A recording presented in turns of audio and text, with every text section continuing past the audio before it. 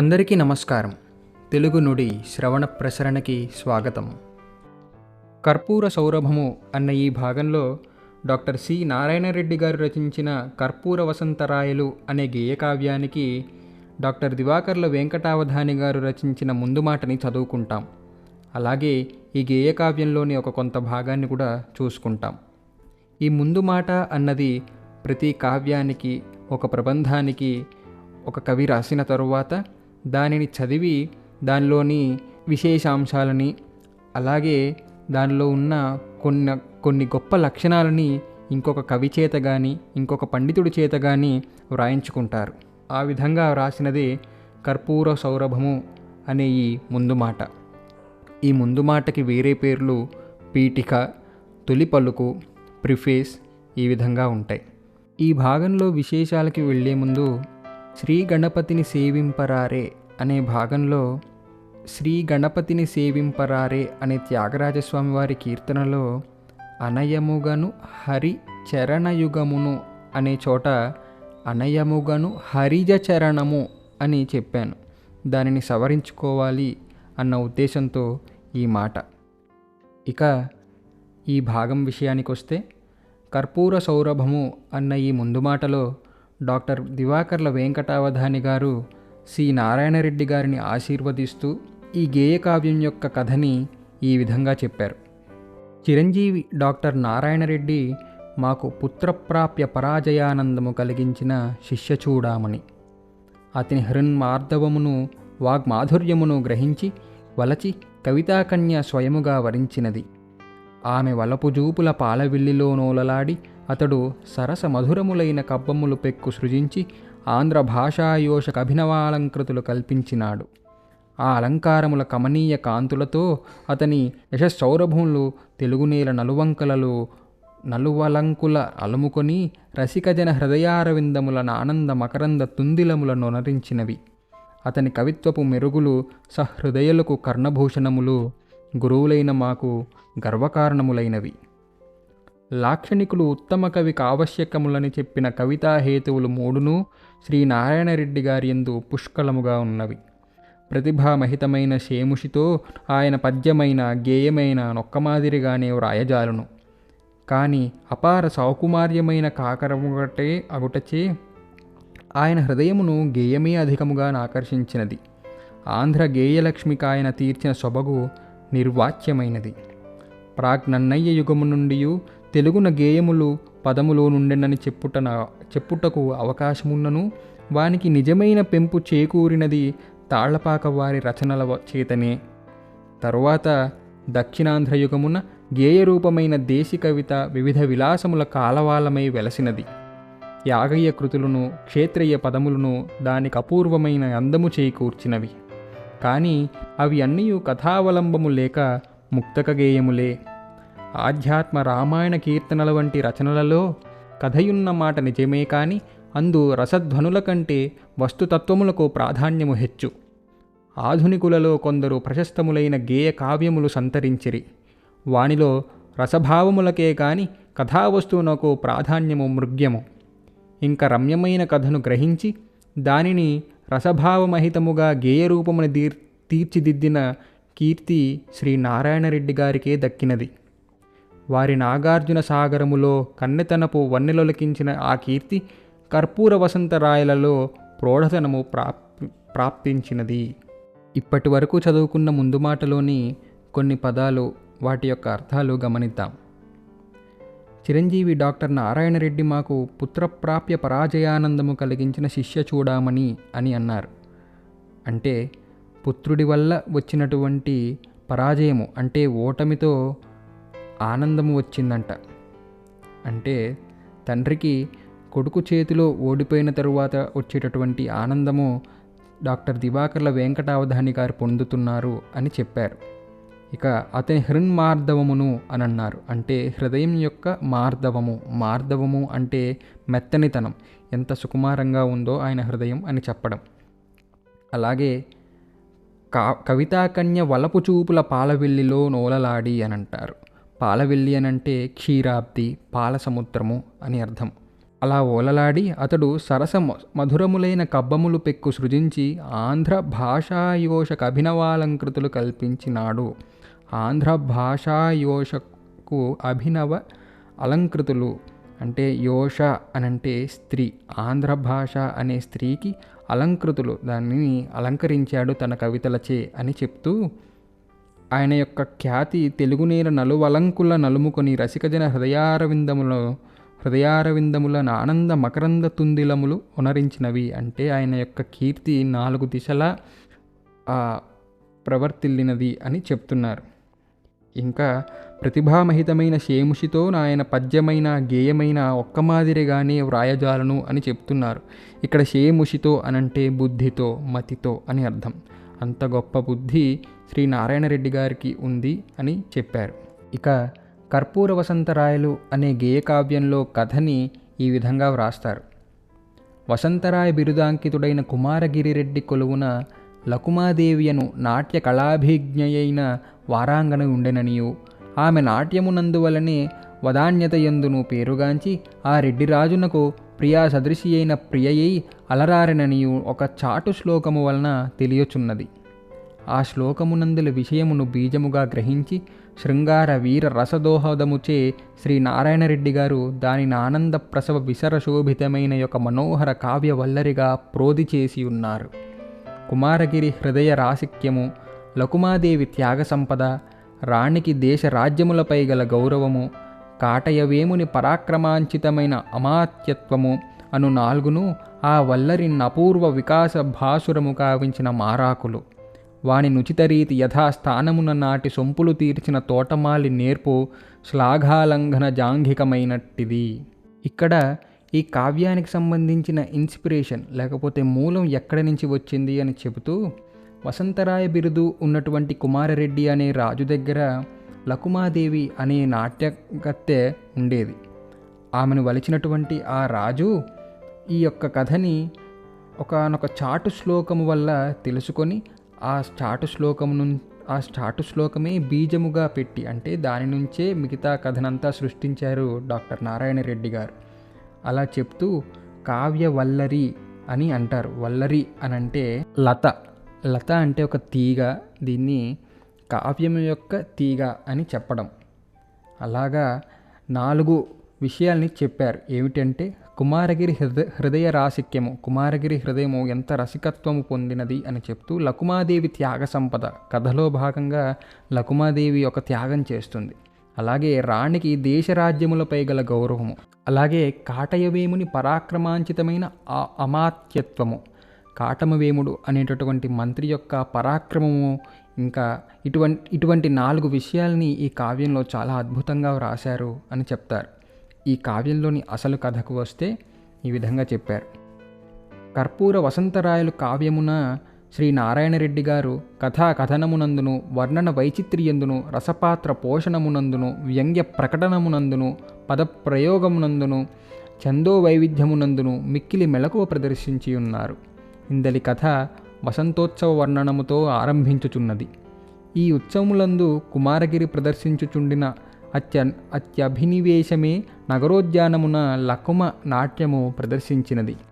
ఈ కావ్యమునందలి కథనను పంచసంధుల దృష్టితో విభజించినచో ఇది ఆరంభము.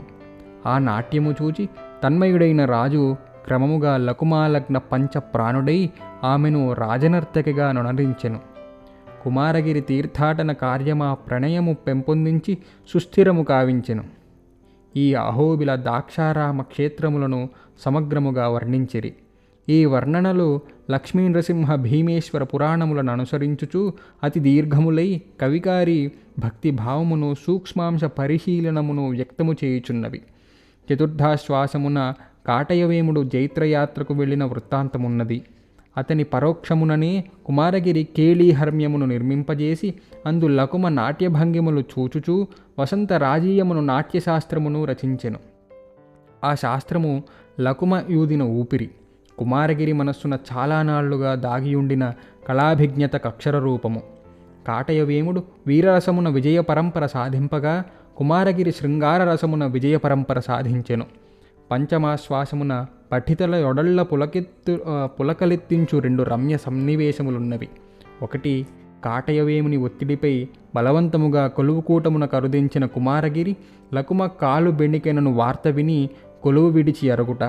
2, రాణి రాజ్య దేశరక్షణకై తెగించి అర్ధరాత్రమున లకుమ ఇంటి కరిగి ఆమె కాళ్లపైబడి ఆమెకు అపూర్వమైన త్యాగదీక్ష నొసంగుట.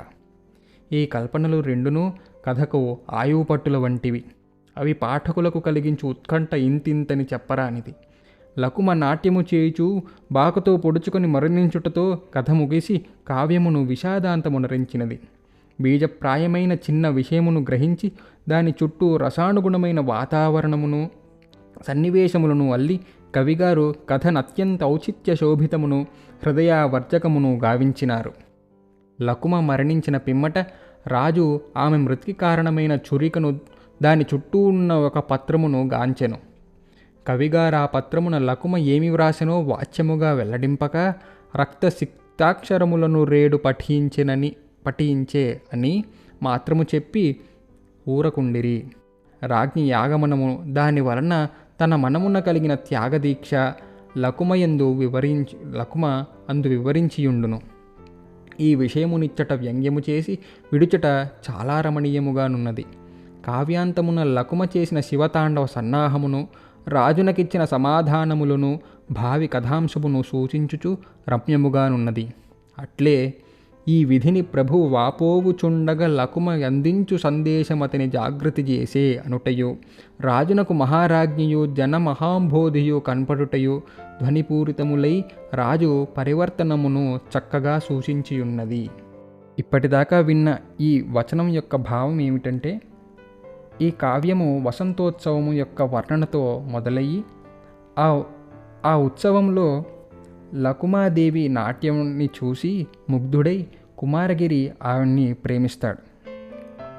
ఆ తర్వాత ఆమెని ప్రేమిస్తూ ఆమెను పొందడం కోసము అహోబిల ద్రాక్షారామ క్షేత్రాలు తిరుగుతూ ఉంటాడు. అక్కడ గొప్ప వర్ణనలు కూడా చేశారు అని చెప్తారు. ఆ తర్వాత ఇంకొక చతుర్థాశ్వాసంలో కాటయవేముడు జైత్రయాత్రకు వెళ్ళిన వృత్తాంతము.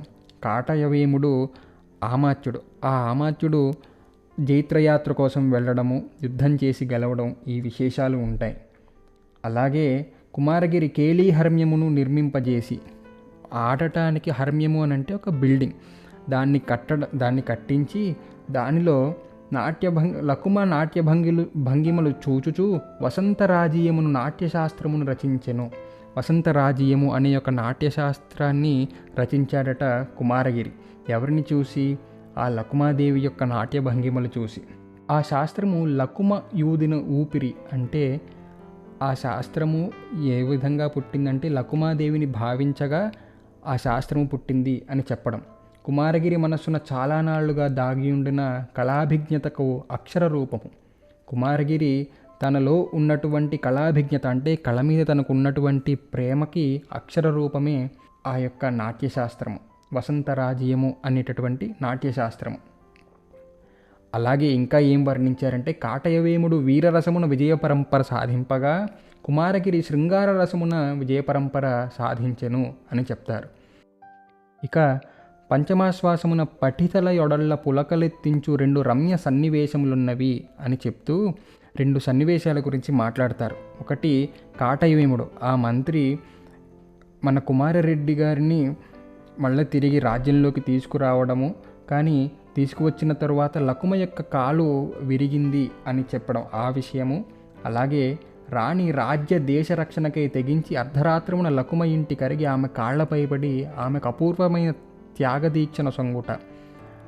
ఆ రాణి లకుమాదేవి ఇంటికి వెళ్ళి ఆవిడ కాళ్ళ మీద కూడా పడటము, అవన్నీ వర్ణించారట ఈ కావ్యంలో. ఈ కల్పనలు రెండును కథకు ఆయువు పట్టుల వంటివి. అవి పాఠకులకు కలిగించిన ఉత్కంఠ ఇంతింత అని చెప్పరానిది. కానీ చివరికి లకుమ నాట్యం చేస్తూ చేస్తూ తనను తాను పొడుచుకుని చనిపోతుంది. కాబట్టి ఇదంతా విషాదాంతము ఒనరించినది అని ఈ కథ యొక్క విషయాన్ని చెప్తారు. కానీ తాను చనిపోయే ముందు ఒక ఉత్తరాన్ని కూడా రాసి పెడుతుంది. ఆ ఉత్తరంలోని విశేషాలను కవి మనకి చెప్పకపోయినా కానీ రక్తసిక్తాక్షరములను రేడు పఠించే అని మాత్రము చెప్పి ఊరుకున్నారట. రాజ్ఞి యాగమనము, దాని వలన తన మనమున కలిగిన త్యాగదీక్ష లకుమ అందు వివరించి ఉండును. ఈ విషయాలన్నీ ఆ ఉత్తరంలో రాశారు. ఈ విషయము ఇచ్చట వ్యంగ్యము చేసి విడుచట చాలా రమణీయముగా ఉన్నది. మరి ఆ వ్యంగ్యము ఏమిటో తెలియాలి అనంటే ఈ కావ్యం మొత్తం చదవాల్సిందే కదా. అలాగే కావ్యాంతంలో లకుమ చేసిన శివతాండవ సన్నాహము, రాజునకిచ్చిన సమాధానములను, భావి కథాంశమును సూచించు రమ్యముగానున్నది. ఇవన్నీ ఈ గేయకావ్యంలో ఉన్నటువంటి విశేషాలు. అలాగే చివరికి రాజు మళ్ళీ తిరిగి రాజ్యం పైన, ప్రజలపైన ఏ విధంగా అయితే తన మనసు మార్చుకున్నాడో అలా కథ ముగుస్తుంది అన్నది ఈ యొక్క ముందు మాటలో కొంత భాగం. ఇప్పుడు ఈ కావ్యంలోని ద్వితీయాశ్వాసంలో ఉన్నటువంటి కొన్ని పంక్తులను మనం చూద్దాం. కుమారగిరి లకుమాదేవిని చూసిన తరువాత ఏ విధంగా ఉన్నాడో వర్ణించేటటువంటి వరుసలు.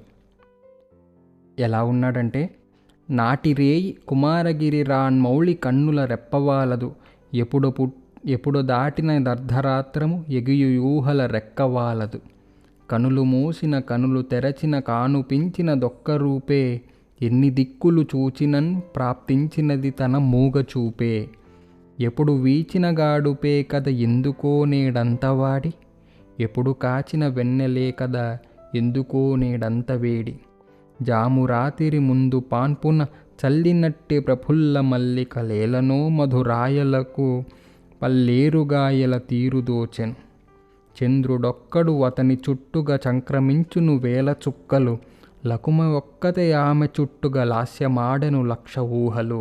ఇలా వసంతోత్సవం జరిగినటువంటి రాత్రి లకుమాదేవిని ఊహించుకుంటూ తన చుట్టూ ఉన్న ప్రకృతి ఏ విధంగా తోచిందో చెప్పారు. నాటిరేయి కుమారగిరి రాన్మౌళి కన్నుల రెప్పవాలదు. రాన్మౌళి అంటే రాజులలో కిరీటము వంటివాడు. ఆ కన్నుల రెప్పవాలదు, ఆయన యొక్క రెప్పలు వాలటం లేదట. ఎప్పుడో దాటినది అర్ధరాత్రము ఎగియు ఊహల రెక్కవాలదు. అర్ధరాత్రి అయిపోయింది కానీ ఎగియు ఊహల రెక్కవాలదు. ఆయనకు ఎగురుతున్నటువంటి ఊహల యొక్క రెక్కలు వాలదు, అంటే అవి ఎగురుతున్నాయి కానీ అవి ఏమీ ఆగటం లేదట. కనులు మూసిన కనులు తెరచిన కానుపించిన దొక్క రూపే, ఎన్ని దిక్కులు చూచినన్ ప్రాప్తించినది తన మూగ చూపే. ఆ లకుమాదేవి యొక్క మూగ చూపు మాత్రమే ఆయనకి ప్రాప్తించినది అని చెప్తూ, ఎప్పుడు వీచిన గాడుపే కదా ఎందుకో నేడంత వాడి, ఎప్పుడు కాచిన వెన్నెలే కదా ఎందుకో నేడంత వేడి, ఎప్పుడూ వీచేటటువంటి చల్లని గాలే కదా ఎందుకో నేడంత వాడి, అంత వాడిగా ఒక వేగంగా వస్తున్నాయి. ఎప్పుడు కాచిన వెన్నెలే కదా ఎందుకో నేడంత వేడి, ఎప్పుడు ఉండేటటువంటి వెన్నెల చల్లగా ఉంటుంది కానీ వాళ్ళు ఎందుకంత వేడిగా ఉంది అని తన ప్రియురాల్ని ఊహించుకుంటూ ప్రకృతి అంతా ఈ విధంగా ఉంది అని వర్ణించారు డాక్టర్ సి నారాయణ రెడ్డి గారు కర్పూర వసంతరాయలు అన్న ఈ గేయకావ్యంలో. ఇవి కర్పూర వసంతరాయలకి దివాకర్ల వెంకటావధాని గారు రచించిన ముందు మాట, అలాగే ఈ గేయకావ్యంలోని కొన్ని మాటలు. మరొక భాగంలో మరొక అంశంతో మళ్ళీ తెలుగు నుడిలో కలుద్దాం. అంతవరకు సెలవు.